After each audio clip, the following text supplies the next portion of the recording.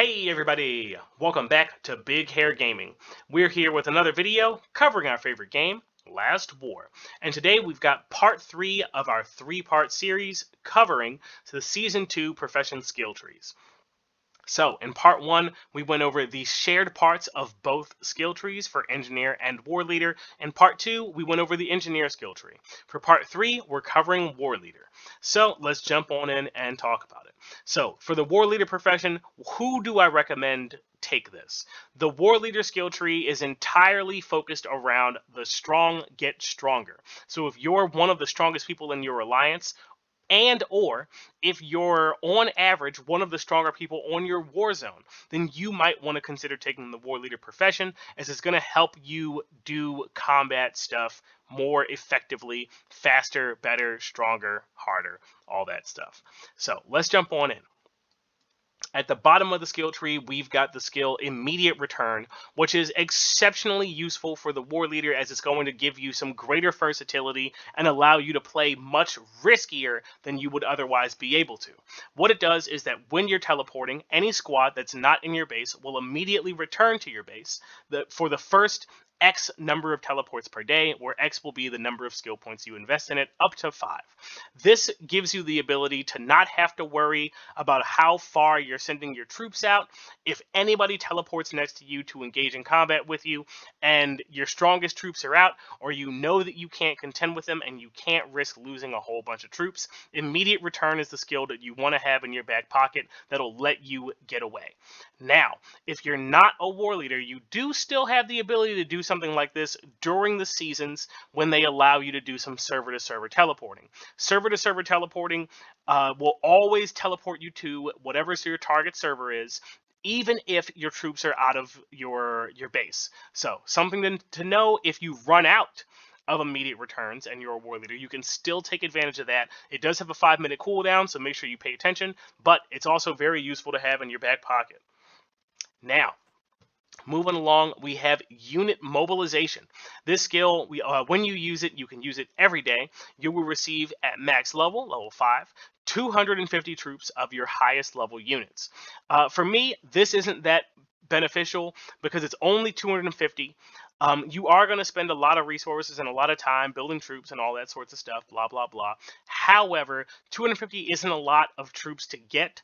And for the war leader profession, there are so many really good skills that you do have to start to look at. What do you like? Find reasons to not take stuff. And unit mobilization, there's going to be stuff to increase our drill grounds. There's going to be stuff to increase the speed that we generate troops.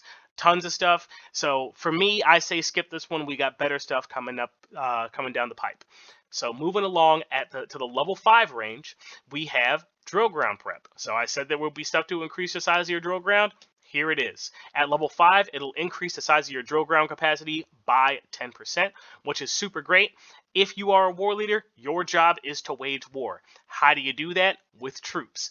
This is the skill you want to take that's going to help you do your job better. The more troops you have, the longer you can stay in the fight, the more damage that you can do. The more damage you do to your opponent is the less damage that they can do to your alliance. So take this skill, max it out. Next one is hospital prep. This one is going to increase your hospital capacity, plain and simple. Maxes out at 10%. Again, how do you stay in the fight longer? Bigger hospital. This skill synergizes super great with the engineer's skill. So if somebody in your alliance has the skill to increase their hospital capacity, it'll increase both of yours. So that combined with this is going to give you a tremendously large hospital, and it's going to let you pop off for a considerable amount of time. So definitely grab this hospital prep to get that bigger hospital capacity. Hey Commanders, I just want to take a quick moment to say that if you're enjoying the video, feel free to like it and drop a comment down below, even if it's simply thanks for the video, as all the engagement does help my channel grow. And if you're new, feel free to subscribe, as I've got a bunch of tutorials, guides, and explanations on gameplay mechanics, heroes, and strategies to succeed. Lastly, I just want to mention that I do have channel memberships available if you really want to support the channel. You'll get a cool flare symbol added next to your name in the comments. You'll get some member shoutouts, as well as being able to join in on some live stream recordings for battles and events. Feel free to hit the join button down below to check it all out, but with that, let's get back to the video. Let's move along to stage 10. Here we have the skill Craze, which is going to increase your damage during the War Fever state. The War Fever state is a state that you enter if you take any aggressive action towards a non-alliance base. What that's going to do is it's going to grant you a 1% damage increase. Craze will increase that up to 5% at max level, which is pretty good. That's anytime that you're doing aggressive actions, you're just going to do more damage. Definitely worth investing some points into this one. The next one is Urgent Cure, which you can use to instantly heal all wounded troops in the hospital that are not currently being treated, up to 5,000 troops at max level. Because we can take advantage of speed healing, and we should whenever possible. This one isn't a definite max it out kind of feeling for me. If you have a little bit of time, it can be kind of not necessary at all. However, in a pinch, to bring down your hospital capacity, give you a little bit more wiggle room, it can be pretty good. So for me, this is maybe invest a few skill points in this one, just to have the skill in your back pocket and to help you brush off some of the load on your hospital when necessary. Alrighty, let's move on up to level 15. So here we've got the skill Winning Pursuit, which when attacking a burning target is going to increase the enemy unit casualty rate by up to 5% at max level. For me, Winning Pursuit is not that big of a deal, simply because if an enemy is burning, it means I've already attacked them and I'm probably going to do it again. And when I'm thinking about this in the context of your weekly alliance duel battle day, of I'm going to attack the person pretty much until either somebody reinforces them and I can't do it anymore, or until I've completely exhausted all of their troops and I'm no longer getting thousands of kills anymore and I'm only getting hundreds of kills or tens of kills. So for me, I'm not super concerned with this because I have tons of energy, I have tons of resources, a whole bunch of other stuff, and like 5% just isn't a whole lot. And like I said before, there's a lot of really good skills, so we got to look for reasons to not take stuff. And this is mine for Winning Pursuit. Now, for the other skill that's at level 15, we have intensive training. So I said there'd be stuff to increase the speed that you train units, and here it is. This maxes out at 25% at max level, and I definitely recommend taking this one. Without the skills that increase your training speed, it's really hard to maybe do anything other than fill up, like, depending on your barrack size. For me, I can maybe get my barracks to about halfway full in about a week of training without using any major speed ups. So a 25% reduction on that increase or on that rate is going to allow me to build that many more troops. And like I said, you're a war leader. Your job is to wage war. How do you do that? With troops. Take intensive training for sure. Even if you don't max it out, definitely do put like at least 3 to 4 skill points in it, because it's going to save you time and it's going to save you resources. Moving along, up at level 20, we have March in Badlands. Now, what this skill is going to do is boost your marching speed in contaminated land during the capital conquest. Now, for me, this one's not that good of a take. It'll boost it up by 50% with a 2 skill point investment, which isn't too bad. However, with all the constraints that are added, it's not clear whether or not this skill works during the Rare Soil War. In the case where you're either defending your own alliance furnace or attacking your adversary and a nuke lands in the area, it'll turn everything into contaminated land, which we're familiar with. However, based off of the writing of how this skill is written, it doesn't seem like it'll work in that use case. Now, we do have other examples of descriptions in the game not matching how they actually function. So, if you know for certain whether or not this skill takes effect in that case for the Rare Soil War, do drop a comment down below. That'll help us know, and we'll know for certain whether or not it's the case. But for me, as written, I'm going to take it for face value. This doesn't work in that case, and it's just simply too specific for me to make the 2 skill point investment. It's not a lot of skill points, but like I've said before, there's a lot of good stuff in this skill tree, so we need to conserve points where we can. Now, One of the other really good options that we have at this level is warfare supplies. And what this is going to do is increase your daily plunder resource cap by up to 50% with a 5 skill point investment.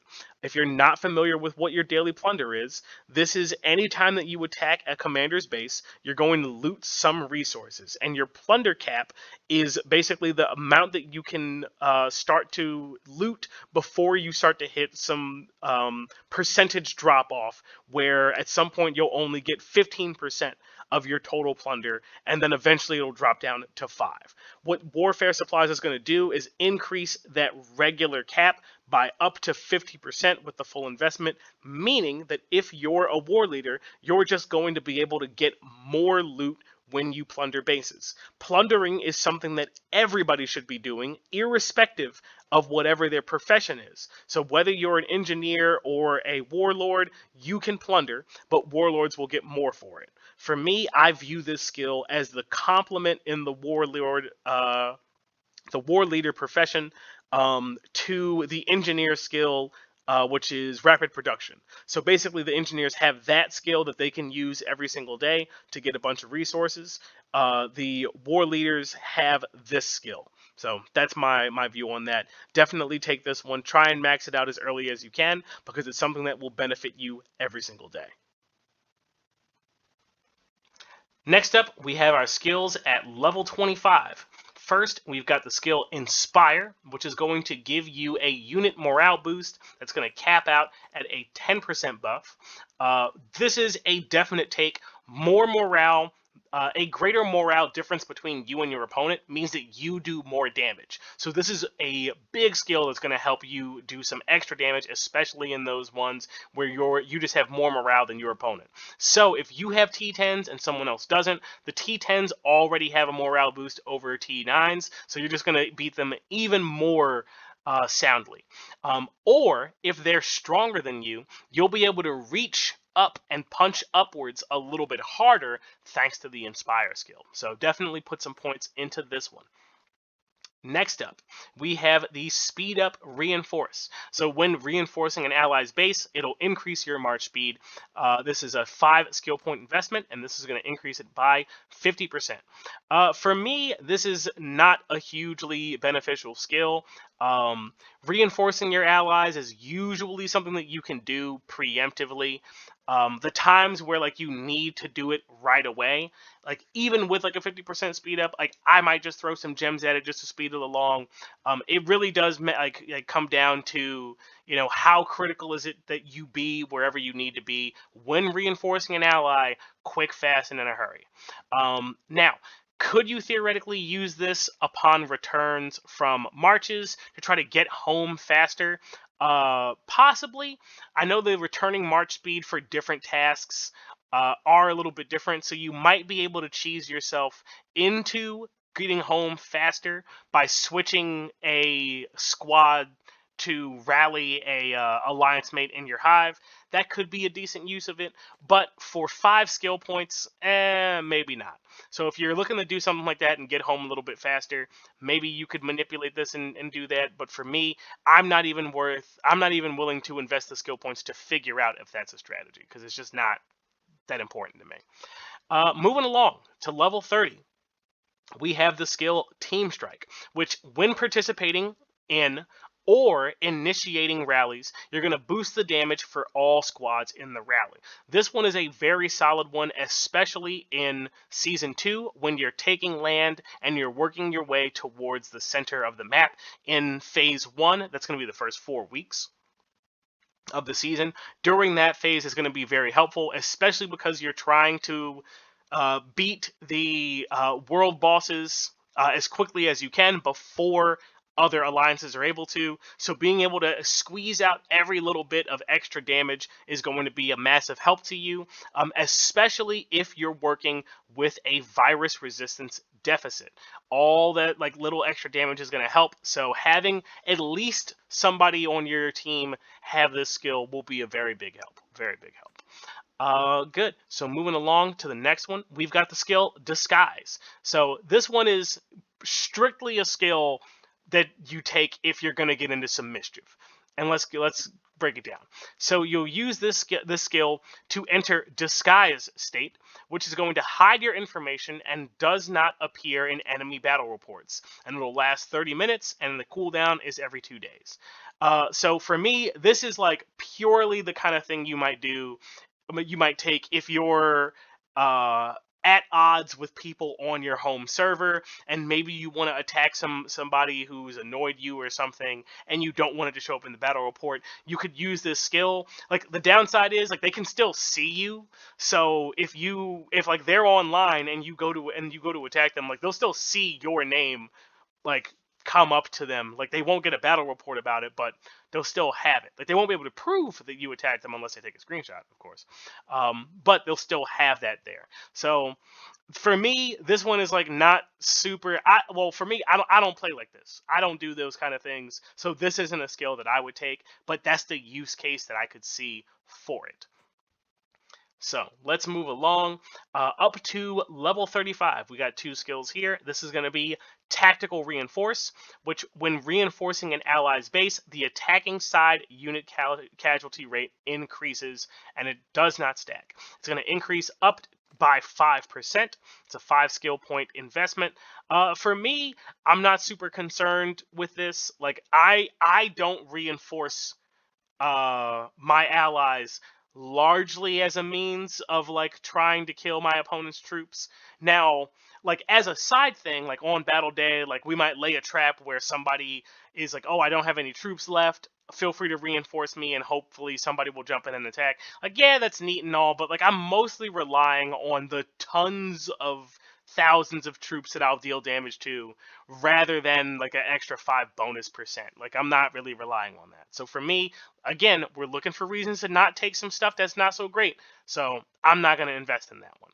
Then we have Reinforce Strengthen, which when reinforcing an ally's base, all defensive teams' heroes' attack, defense, and HP increase. Now this one is more my language because as I'm reinforcing an ally, this makes everybody on the team more powerful, where they get extra attack, extra defense, and extra HP. Unfortunately, it doesn't stack, so if you have 2 war leaders who have this skill, who are both reinforcing an ally's base, you don't get like double the effect of it. But still, it can be decently helpful. Because it says base, I don't think that this would work for Season 2 when you're reinforcing your furnace. I assume that it wouldn't. Simply because it does specify base. So if you're thinking about that as a use case for this, I don't think it'll work. But if you want to try to figure it out and prove it, and you let me know, feel free to write a comment down below if you do know for sure if this does work for the Alliance Furnace during the Soil War in Season 2. Alrighty, moving along to level 40, we have our first skill, which is Decay Ray. When attacking enemy's base, a certain proportion of seriously injured units will be degraded. Their unit level decreases by 1 to a minimum of level 1, with a maximum of 1,000 units degraded per day. Now, this one for me is an absolute skip. Like, I can't think of any reason why I would want to do this. Like, if I'm on battle day for the Alliance duel, like, I get points depending upon the level of the units that I defeat. And if I degrade 1,000 of them by a level, I get fewer points. And if I'm already beating you, like, I don't need to do that. So there's no reason for me to take Decay Ray. It's a 1 skill point investment, but even so, like, I'd rather use that skill point elsewhere. For example, Charge Banner. So for Charge Banner, you set it up on an empty tile, and it increases the attack of all your allies whose bases are within that banner's range by 2%. It lasts for a half an hour with a 3-day cooldown, and it stacks up to 5 times. So if you have 4 other war leaders in your alliance who remember to use Charge Banner, because like I always forget to use my banner skills, but if they remember to use the Charge Banner, that's a 10% damage increase for all of your allies within the range of all the banners, which is pretty solid, especially if one of those people is you. or your other war leaders. That's a very nice damage increase, and it only affects your allies, so you don't have to worry about accidentally boosting adversaries or something like that. Charge banner, definitely take it. Like the skill point that you would spend on Decay Ray, like don't bother, just use it on charge banner. I will say that if like you have figured out like some like next level strat for your like, oh, like Decay Ray is like super legit, let me know in the comments, because I think this skill is absolute hot dog water. But if maybe you have a different idea, if you disagree, let me know. I'm curious. But let's move it along. So level 45, we got two new skills. We have Hold the Base. Heroes placed in the base wall defense lineup gain a 1% increase in attack, defense, and HP, which goes up to 5% at max level. I think that's pretty solid, especially because you're going to have dudes on the wall, and you're going to be getting attacked by other adversaries with War Leader Profession, who are also going to be strong. So you're going to want to have every little bit that you're going to get. Like the War Leader Profession is a hodgepodge collective of 5% damage increases for particular situations. So like grab them all, like increase your stats. That's your focus. Moving along to the other skill, we've got Rally Guard, which in PvP battles, when starting a rally, the casualty rate for all squads in the rally is going to decrease up to change by -5%. I'm going to verbally phrase that right. It's going to change by -5% at max level. So if we clear this here, this is any player versus player combat. So this is on the world map, intercity trades, arenas, battlefields, blah, blah, blah, all that sorts of stuff. For me, this definitely includes the Soil War Alliance Furnace type battles. So if you're the one leading a rally and you're attacking your opponent's alliance furnace, this is going to help save everybody in your alliance more troops, and you are definitely going to need them for those alliance furnace battles. Like it is a war of attrition, and the first side to lose troops to engage is usually the side that's going to lose, unless you have some very strong dudes who are in your furnace that are just kind of swatting everybody away. Like it's usually a battle of attrition, and whoever loses their will loses first. But let's keep it going. Moving on up to level 50. We have Base Strike, which is basically the 2's complement to Hold the Base, where in here, heroes attacking enemy bases are going to gain up to a 5% increase to attack, defense, and HP. Like I said, the War Leader Profession is a hodgepodge collective of 5% damage increases. Take them when you get them. This one you definitely want, just as you want for this one. You want 5% on your defense, 5% on your attack. Take them both. Next up, you have Destruction Mine, which allows you to deploy a Destruction Mine in the original Warzone. When it's triggered, it causes 50 units to die in the drill ground. I think that maxes out at 250. And you can store up to 2 of them. They last for a whole day, and they have a 3-day cooldown, and they stack up. For me, Destruction Mine is like not that great, and the reason being is because like one is just simply not a lot of troops. Like no matter who triggers the Destruction Mine, like it just straight up does not matter. Like it just doesn't do anything. So it's like not a big deal. Like it's like a minor inconvenience. I've used the metaphor of like, oh, it gives your opponent a black eye in other videos before. This isn't even a black eye. It's like stubbing your toe. Like not a big deal at all. And the reason I say that is because you also have in the general one, where we talked about in our other video, but you have Frost Mine, which is like, pun intended, a cooler ability, which like, it changes the temperature of your opponent's base. It doesn't kill troops, but it freezes them when they land on it, which makes them have to deal with a host of other stuff. So like it doesn't stop them outright in the same way that the other landmine doesn't, but at least Frostmine afflicts them with some other things that they kind of need to contend with in the moment. So for me, Destruction Mine, not that big of a deal, not particularly great. You already have another mine skill, so I say take Frostmine over Destruction Mine. That's just my opinion. If you disagree, let me know in the comments. If you do agree, also let me know in the comments. Moving along, level 55. This one is a solid skill. It is Hyper War Fever, the Super Saiyan to War Fever, if you will.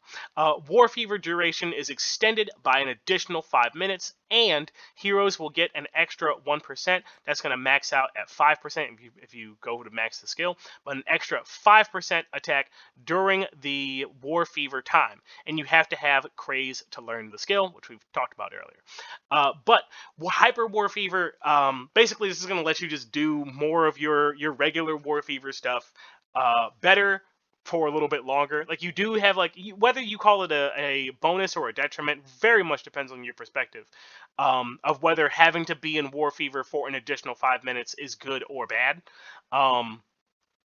But that aside, like more damage is definitely good. So definitely invest in Hyper War Fever. I almost wish that this came with like a really cool like visual effect of like on your base. Like that'd be pretty sick. So maybe a recommendation for the devs. You know, make my base go Super Saiyan when I activate Hyper War Fever, please.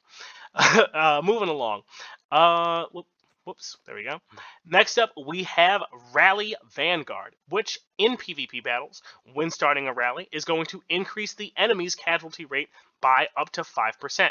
So this is like, again, like the 2's complement to the Rally Guard, where this one is going to save your side more troops. This one here is going to cost the enemy more troops. And again, based off of the description here, where they detail what PvP battles accounts to, I believe that this definitely does take effect during your alliance battle soil war. So when you're attacking your enemy's alliance furnace, I think this does take account for that as well.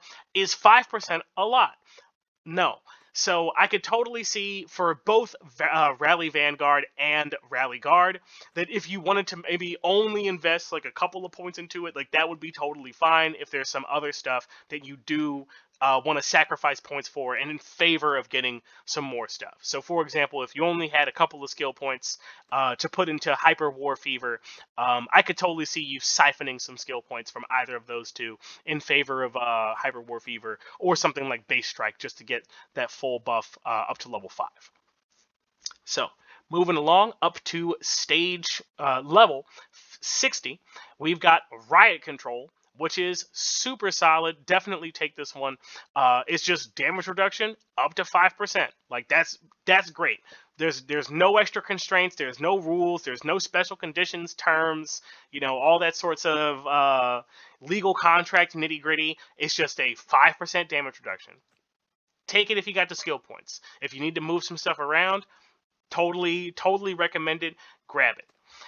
Next up, you have Efficient Training, which is going to reduce the resource cost for training units up to 5% if you do the full investment. This one's solid. Like with the engineer skills that reduce the cost of doing construction and doing science stuff, like this is just going to save you resources in the long run. And because your drill ground is going to get so large and you're going to have the ability to build huge hordes of troops, especially if you take the reductions in troop training time, like this is going to help save you a lot of resources in the long run. Additionally, again, if you have your T10s, it's even better. So take the advantage of it if you can. By this point, we're getting close to the end of the skill tree, so you might not have the resources to pump this up to its max level, which is totally understandable. Or if you just don't care about like the resource cost and you're like, I never run out of resources while I'm building troops. One, if you take this skill, this profession, you probably might, maybe, if you're also doing other stuff, but you also might not care and you might want to save it for something else. For example, up at level 65, we have Combat Raider, which is going to increase your hero attack by 1% up to 5% if you take the full investment in Desert Storm Battlefield and Winter Battlefields.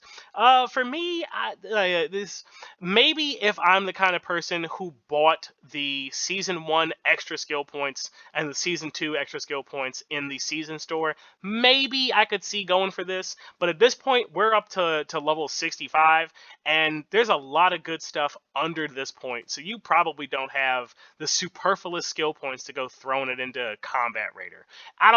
For me, this is too specific. Like these are both like events that come around once a week a piece. So I'd spend it on other stuff. I wouldn't go for Combat Raider. Not my style. However, banner upgrade for Charge Banner, definitely. This adds an additional plus 3% defensive boost to Charge Banner. Still does the same stuff, lasts for 30 minutes, 3-day cooldown, and it still stacks. So if you and your other war leaders within your alliance have the banner upgrade, you will get the 2% per banner extra damage, extra attack damage, in addition to 3% defense for each banner, and those do stack up to 5 times for a total of 10% extra attack and 15% extra damage, which extra great if you're within all 5 of those banners. Like, even better. Super, super good. And as a wonderful added bonus, it's a 1 skill point cost for the skill, which at like level 65, absolutely great.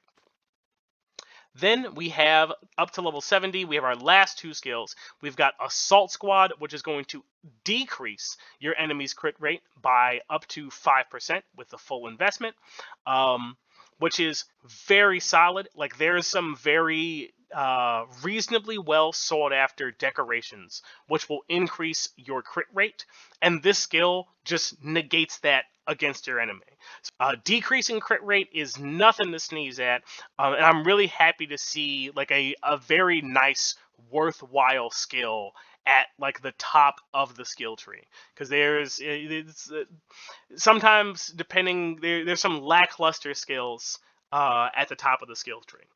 And speaking of lackluster skills at the top of the skill tree, we have the last one for Season 2, which is Provocation, which allows you to select an unshielded target, adding 3 minutes of War Fever. I believe that maxes out at 15 minutes, and it cannot exceed the target War Fever's time limit. It is a cooldown of 3 days, and that's pretty much the whole deal. So basically, it allows you to point at somebody and say, you're not done being in War Fever yet. Which, like, you know, that's like neat, but like I don't really know how to take advantage of that. So, yeah, I mean, like, if I can beat them, then I will. If I can't, then like it doesn't really have any major benefit. I guess like in the moment before they're about to put up a shield, this could be particularly helpful. Let me think about it. All right, so here's the case. Provocation, it's battle day, it's VS time. You jump onto an enemy server and you're about to start like attacking everybody, and you know, because you can check the alliance data, you know who their what's their not their war leader, what is it called? Their warmonger, or whatever the role is. Let me check. Warlord, that's it. So here's the case for this. This skill is very situational, and I'm still not going to invest the 5 skill points in it, but here you go. So you know who their war dude is or whatever. So you single him out, you hit him with provocation so he can't put on a shield, and then you rally him. Or if you're strong enough to beat him outright, you do that so he can't shield, and you know, because they're the warlord, they're probably going to have a lot of troops, and they're going to be very strong, and if you want to kill all of them, and you can, this is a way to target down their one of their strongest people, assuming that they put their strongest person in their alliance as that role. This is a way that you can do that and like focus them down specifically. That's kind of like the only real use case I have for this, and even then I don't really like it. The reason being is that like the investment costs 5 skill points at level 70, which like you could use a skill thing to respec and get different skills, but it costs 5 skill points at level 70. You only get to use it once every 3 days. Like, for me, that's ridiculous, and that makes this skill like just don't even bother. Not that good, not that great. It's not worth your time. At most, I could say, if you're willing to try the strategy that I just outlined, invest 1 skill point in it, just to try it out and see how it goes. But for me, provocation is a very disappointing skill to see at the top of the war leader profession skill tree. So, for me, devs, come up with something cooler, come up with something more enticing. Like, I want to see some cool active abilities at the top of the skill tree that really let you pop off in a meaningful way. This one, you kind of have to strategize around it, and it can still like just not really go particularly great. So, that's my opinion. But yeah, that brings us to the very end of the war leader profession. That's all my opinions on the different skills, what I think is worth investing in, what's worth skipping over, all that razzmatazz. And if you've stuck with me through this tremendously long video, I want to say thanks a whole bunch for sticking around. If you enjoyed it, if you found it fun and entertaining or helpful and informative, feel free to like, comment, and subscribe, and share the video with your alliance mates, because all that sorts of stuff does help out the channel a whole bunch, and I really do honestly appreciate it. And I really quickly want to thank our channel members for supporting the channel. It's your contributions that help me continue to do these long form videos and spend countless hours editing and all that sorts of stuff. And I really do appreciate it. I'm glad to have you here supporting the channel. If you would like to be a channel member supporter, you can hit the join button down below. There's a bunch of details there. You get access to some cool members only videos. You get some flair that goes into next to your name in the comments and some other neat stuff. But yeah, we're going to bring this video to a close, and I want to thank you for watching, thank you for listening, and I'll catch you in the next one. It stacks up to 5 times for a total of a 10% damage increase for folks who are within the range of all 5 banners. For real?